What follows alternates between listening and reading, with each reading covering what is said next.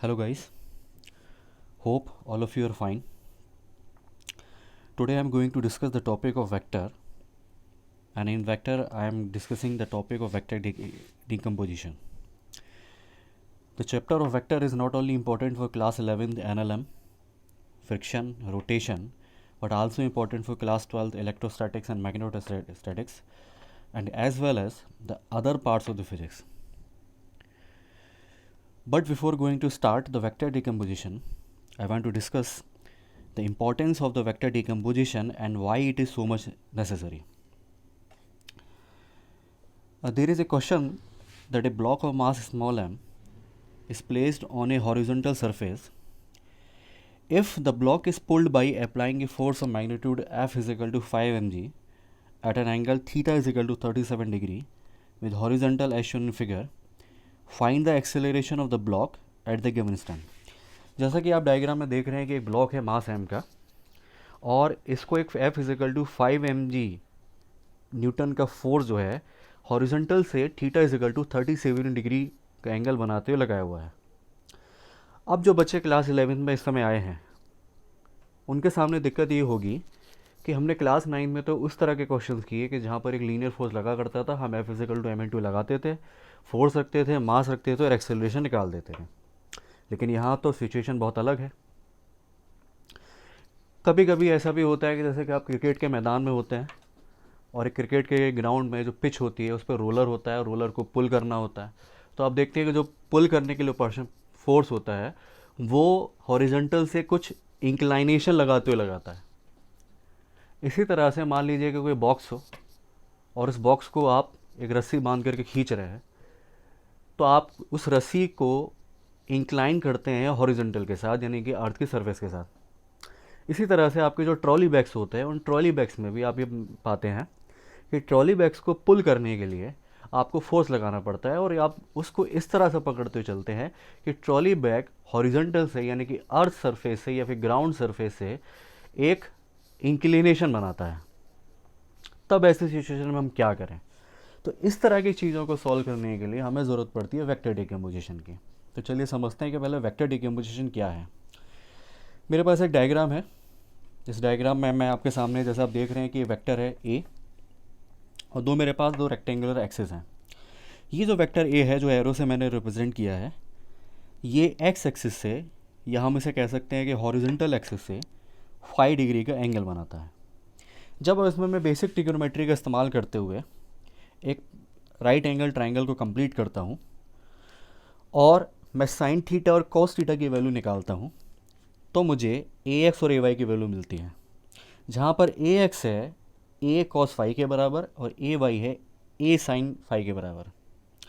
यहाँ पर ध्यान देने वाली बात यह है कि जो वेक्टर है वो एक्स एक्सिस से यानी कि हॉरिजॉन्टल से 5 डिग्री का एंगल बना रहा है. तो इसलिए मैं ए एक्स को बोलता हूँ इस वेक्टर ए का हॉरिजॉन्टल कंपोनेंट या फिर एक्स एक्सिस का कंपोनेंट.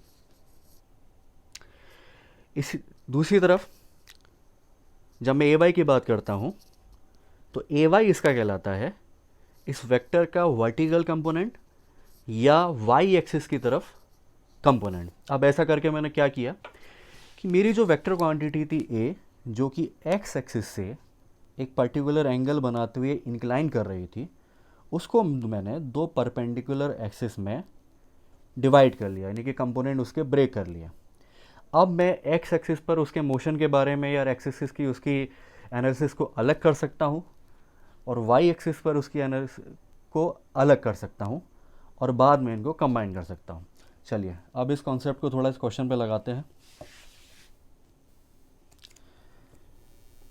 जैसा कि हमारे पास क्वेश्चन था कि हमारे पास एक ब्लॉक है जिसका मास m है और इस पर एक फोर्स लगा हुआ है F is equal to 5 mg. ये फोर्स यहाँ से theta is equal to 37 degree का एंगल बनाता है. मान लीजिए कि जहाँ ये फोर्स लग रहा है इस पॉइंट को मैं बोलता हूँ A.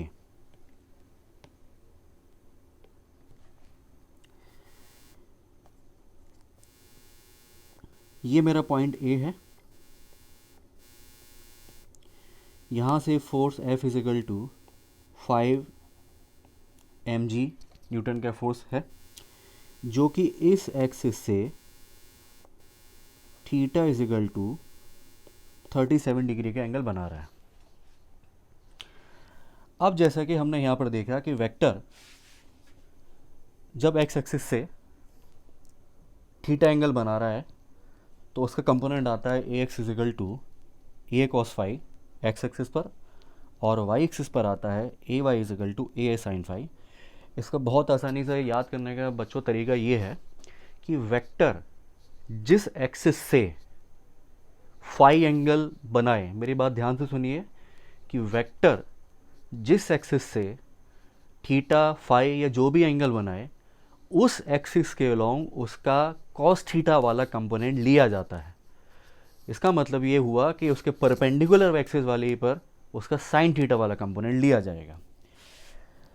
अब क्योंकि ये वाला जो वेक्टर हमारे पास है F इजिकल टू 5 mg, ये हॉरिजॉन्टल एक्सिस से थीटा इजिकल टू 37 डिग्री का एंगल बनाता है, इसलिए हॉरिजॉन्टल एक्सिस पर इसका जो कंपोनेंट होगा वो होगा Fx या Fh horizontal is equal to F cos 37 degree.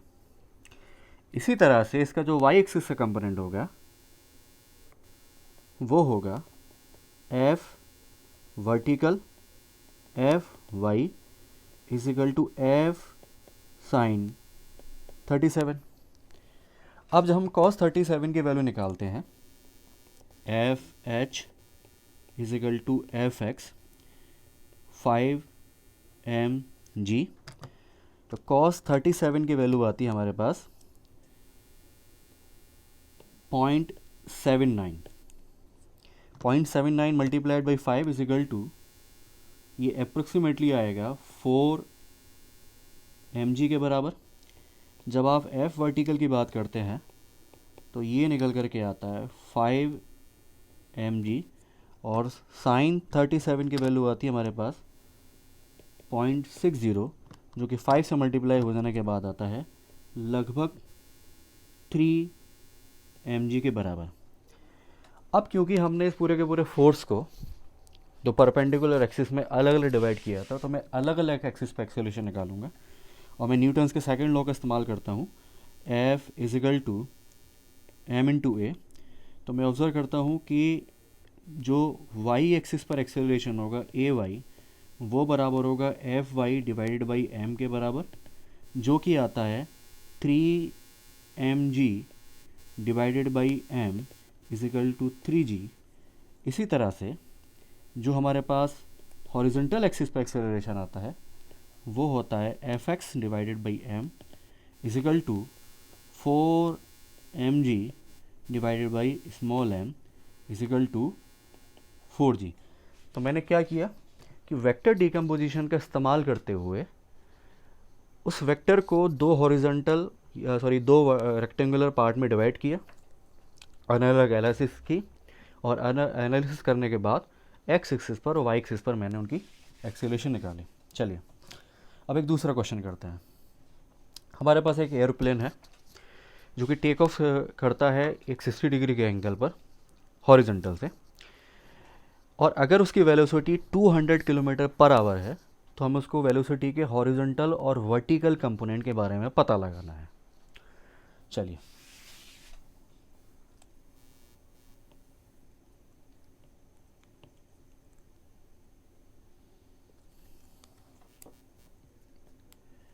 हमारे पास एक प्लेन है। ये प्लेन जो है वेलोसिटी 200 किलोमीटर पर आवर की स्पीड से हॉरिजॉन्टल से 60 डिग्री का एंगल बनाते हुए टेक ऑफ करता है।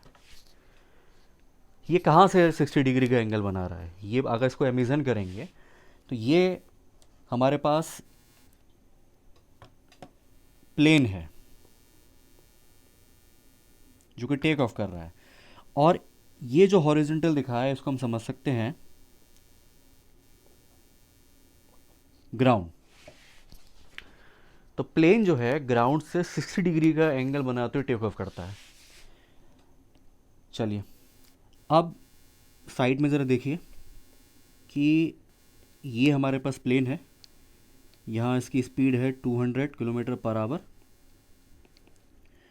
और इसके हम दो कंपोनेंट करते हैं वेलोसिटी के। एक कंपोनेंट हमारे पास आता है हॉरिजॉन्टल कंपोनेंट, यानी कि v हॉरिजॉन्टल और Vx is equal to 200 cos 60 degree.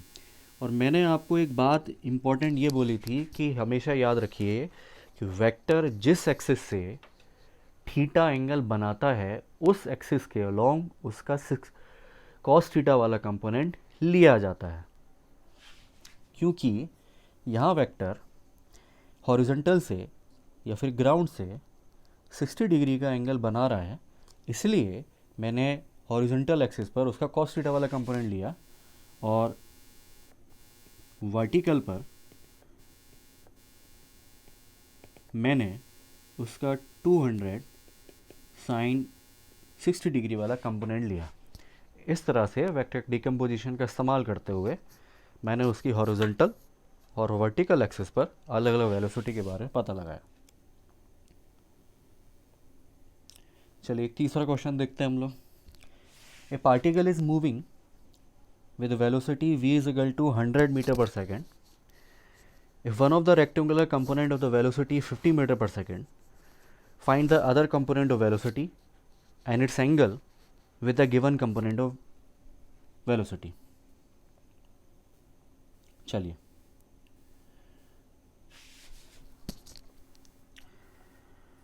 Question ये है कि 100 मीटर पर सेकेंड की वेलोसिटी है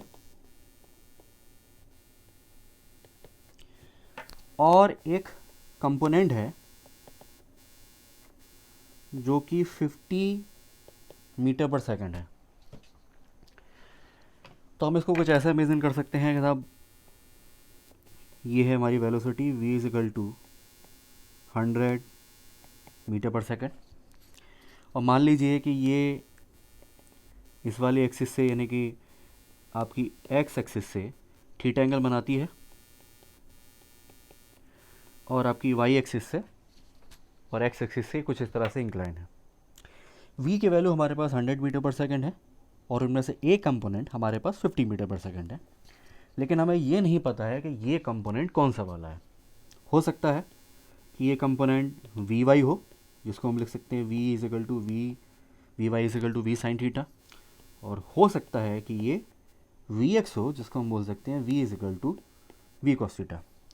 मैं सीधे सीधे क्या करता हूँ कि ये जो वैल्यूज़ मेरे पास 50 मीटर पर सेकेंड और 100 मीटर पर सेकेंड है उनको मैं किसी इनमें से किसी एक अक्षर में रख देता हूँ।